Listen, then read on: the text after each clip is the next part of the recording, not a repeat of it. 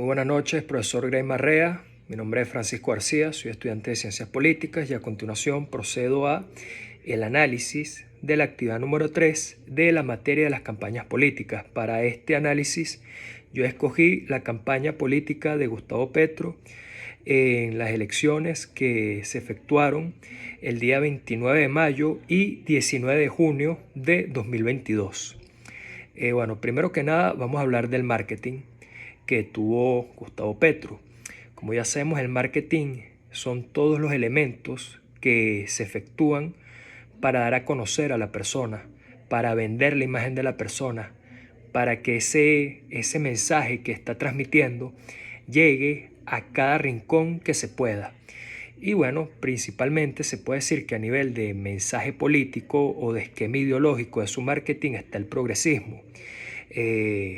Todo lo que tiene que ver con las nuevas tendencias progresistas como la preservación del medio ambiente, la inclusión social, la igualdad de género y los derechos de la comunidad LGTB, entre otras cosas. La principal herramienta que tuvo Gustavo Petro en lo del marketing fue las redes sociales de sus seguidores. Hoy por hoy, en la época en la que estamos, de la época digital en la que estamos, para cualquier político, la principal herramienta de marketing va a ser las redes sociales de todos aquellos que lo siguen. ¿Cuál fue la planificación? Como ya sabemos, pues la planificación es aquella estructuración que se hace en la campaña que permita flexibilidad con el objetivo de sumar todos los votos posibles. En el caso de Gustavo Petro hubo 3 elementos que fueron muy relevantes. El primero de estos es que antes de la campaña, Petro era conocido por haber sido durante mucho tiempo alguien de la izquierda, un revolucionario, alguien que se acercaba al pueblo. Cuando comienza la campaña, antes de la primera vuelta, Petro se aleja. Petro se hizo distante y frío. Petro hablaba en los mítines políticos, en los discursos, pero él estaba en las tarimas y estaba distante. Cuando pasa la primera vuelta, obtiene los resultados que obtiene, sus asesores políticos le aconsejan hacer algo a lo que se le llamó la micropolítica, que fue abandonar las grandes concentraciones, abandonar las tarimas y empezar a hacer campaña en la calle, de a pie, con los campesinos, con los obreros, con la gente de los estratos más bajos. Y nuevamente repito que estas personas, por medio de las redes sociales, se promocionarán a ellos al lado del candidato Petro y esto a la vez promocionara su campaña política. El segundo elemento fue que desde que Petro tiene relevancia en el panorama político de Colombia, se le ha vinculado con el chavismo por su ideología de extrema izquierda, por su ideología revolucionaria, y eso es algo que han utilizado todos sus rivales desde siempre. Petro, al ver que no puede ser comparado con un país que está en decadencia por culpa de esos mismos ideales, tuvo que suavizar y desradicalizarse, tener propuestas más progresistas, más globalistas, que hoy por hoy están de moda, que son una tendencia, acercarse más a eso y alejarse de sus convicciones originarias, de revolución, de extrema izquierda, que lo que hacía era vincularlo con el PSUV, con Maduro y con Chávez y con otros líderes de Latinoamérica que siguen estas mismas tendencias. Y lo tercero fue la presencia de Francia Márquez como vicepresidenta. Con la presencia de este elemento, él aunó el voto femenino y aunó o sumó o añadió también el voto afrodescendiente colombiano. El candidato político. Bueno, Gustavo Petro es una persona que desde niño militó en la izquierda.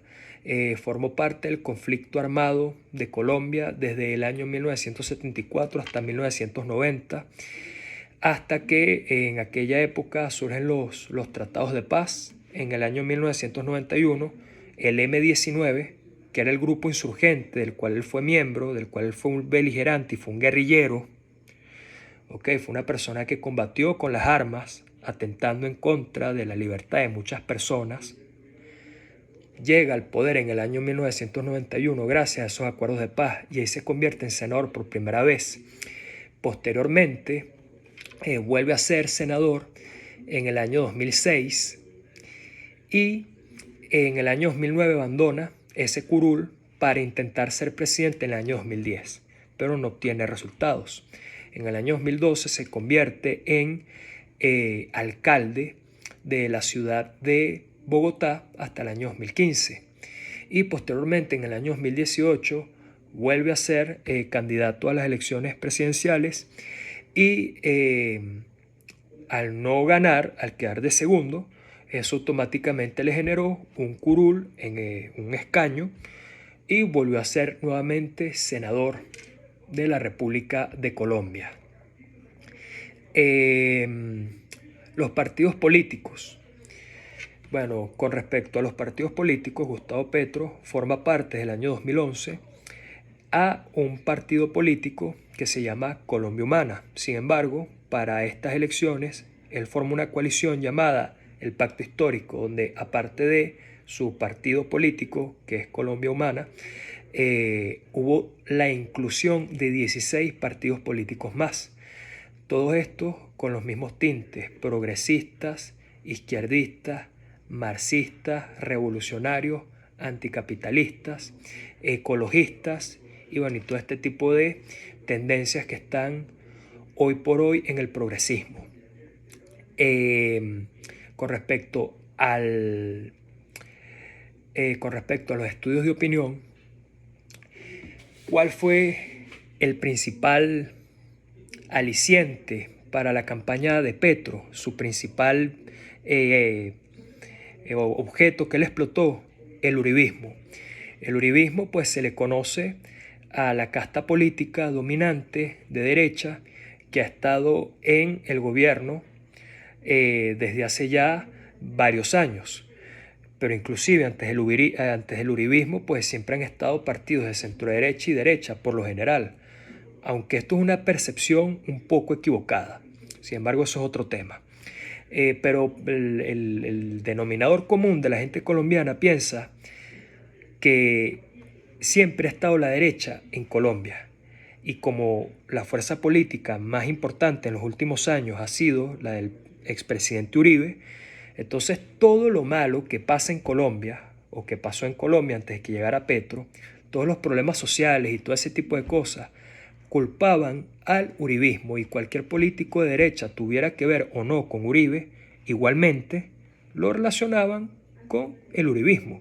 Entonces, como Colombia efectivamente es un país clasista, un país estratista, los partidos de derecha y de centro derecha siempre han tenido mayor compaginación con los estratos medios hacia arriba. Los estratos medios hacia abajo nunca se han sentido representados en Colombia. Y este es el eterno ademán de las luchas de clases en todo el mundo.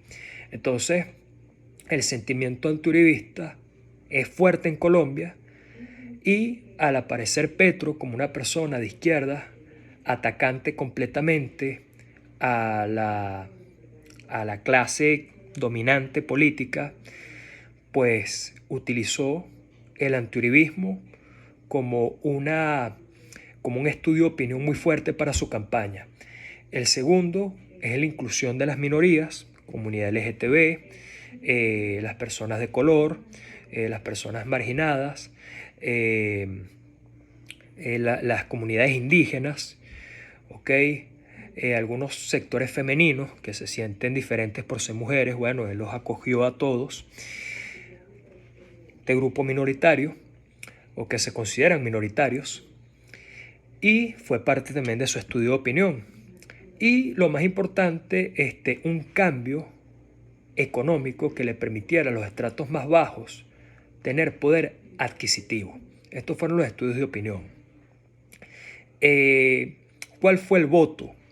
El voto de Gustavo Petro en comparación con su contendor final y decisivo, que fue Rodolfo Hernández, fue la juventud, pues entre los 18 y los 34 años, Petro tuvo una gran mayoría de votantes. Sin embargo, desde los 35 en adelante, fueron en su grandísima mayoría votantes de Rodolfo Hernández. Entonces, bueno, la juventud fue un fuerte grupo votante a favor de Gustavo Petro. El público femenino, ya que 48% de las votantes fueron mujeres a favor de Petro y otros 46 fueron hombres. Los movimientos radicales de izquierda, de los que ya he hablado anteriormente, afines a el guerrillerismo, y los estratos sociales más bajos, entre el 1 y el 3, porque a partir del 4, el 5 y el 6 estuvieron a favor de Rodolfo Hernández. Hay que desarrollar un mensaje. A continuación voy a citar unas cuantas frases que utilizó Gustavo Petro a lo largo de su campaña para dar a entender cuál era el mensaje que él quería transmitir con su política. Y lo repitió y lo repitió y lo repitió, de manera que eso se convirtió en parte de su campaña. Los mensajes fueron los siguientes. La paz es que alguien como yo pueda ser presidente o que alguien como Francia puede ser vicepresidenta. Nosotros vamos a desarrollar el capitalismo en Colombia. Bueno, esto tiene un doble sentido. Esta frase, que lo usó muchísimo a lo largo de su campaña, tiene un sentido de, como ya les expliqué, una persona de izquierda, de orígenes humildes y que no pertenece a los dominadores políticos históricos de Colombia, que pueda llegar a estar en la llamada Casa de Nariño, eso es un hecho de paz, según él. Sin embargo, otro motivo es que, como ya hablé al principio, Gustavo Petro perteneció al movimiento 19, un movimiento insurgente, beligerante, que tomó las armas, que cometió actos violentos contra personas inocentes, y él fue parte de eso, pueda llegar de manera pacífica al gobierno. Eso es algo que también hay que reflexionar. Eso tiene otro doble sentido también, aunque tal vez muchas personas no le vean este doble sentido, pues es válido de también considerarlo. Otra cita que él dijo fue: queremos que Colombia se coloque al frente en el mundo de la lucha contra el cambio climático. Pues, como ya expresé, mucho del marketing político de Gustavo Petro es progresista. Entre tantas cosas, una de las fuertes doctrinas del progresismo es el cambio climático, la protección del medio ambiente y todo lo que tenga que ver con movimientos verdes. Entonces, esto es uno de sus pilares y él utilizó muchísimo. Y otra cita muy interesante es que dice: este es el gobierno que quiere construir Colombia como una potencia mundial de la vida. Y si queremos sintetizar en 3 frases en qué consiste un gobierno de la vida: primero, la paz; segundo, la justicia social; y tercero, la justicia ambiental. Si usted se da cuenta, profesor, estas citas se está refiriendo a un mensaje progresista de izquierda que busca reafirmar la paz después de haber sido guerrillero, que busca la protección del medio ambiente y, aparte de eso, que busca la inclusión social y que busca como izquierdista y socialista, busca la distribución de clases y de riquezas sociales. La organización estructural, bueno, como ya lo mencioné anteriormente, Gustavo Petro forma parte de Colombia Humana, que es su partido, y aparte de eso, en el pacto histórico se alinearon 16 partidos más, en total 17 partidos. Entonces, en su organización estructural, él tuvo asesoría de expertos en política, de marketing político, analistas, estadistas, jefes de campañas de 17 partidos. Planificación. Ahora el programa de gobierno. Para el programa de gobierno yo me voy a disponer a leerlo. Por aquí lo tengo, profesor, porque eso sí es bastante largo. ¿Cuáles fueron las propuestas en el programa de gobierno de Gustavo Petro. Entonces, en materia económica, podemos decir que emplearía una reforma agraria y acuaria, formalizaría la propiedad, emplearía la titulación de las tierras, crearía una política de aranceles inteligentes a bienes e insumos, espera superar la exportación de carbón. Una particularidad es que crea un ministerio únicamente de la industria, trabaja en estrategias de integración en la urbanidad y el sector rural y unificará las entidades financieras de un mismo holding, al igual que las entidades de crédito. Ahora, las propuestas de Petro con respecto al medio ambiente: realizar una transformación para combatir el cambio climático, desarrollar sistemas agroforestales, no haría aspersiones de áreas con glifosato, aumentaría formación ambiental y aseguraría el bienestar de los animales, crearía el Fondo de Transición Energética en recursos de regalías, disminuiría los desechos, fortalecería la reutilización de los residuos. Las propuestas en materia de salud: implementar un sistema de salud preventiva que contribuya al superar el sedentarismo, crear un sistema único y público de salud, garantizaría el trato digno y las condiciones laborales de los trabajadores de la salud, y frente a un sistema personal lo unificaría y sería principalmente público. Y con respecto a la educación, Petro dice que atenderá integralmente la primera infancia, creará un sistema nacional de cuidado y educación y haría una jornada extendida. Se garantizaría la alimentación escolar de calidad. Los grados 10 y 11 de bachillerato tendrán un trabajo de tránsito y preparación para la educación superior. Y con respecto a la seguridad, Petro dice que transformaría, esto lo decía en su campaña antes de llegar al poder, transformaría las Fuerzas Armadas, el servicio militar dejaría de ser obligatorio, se castigaría con severidad la violación de los derechos humanos, desmontaría el SMAT, se reestructuraría la Policía Nacional, se reestructuraría la Unidad Nacional de Protección y se emplearían programas de seguridad y de garantías y una justicia restaurativa. Ok.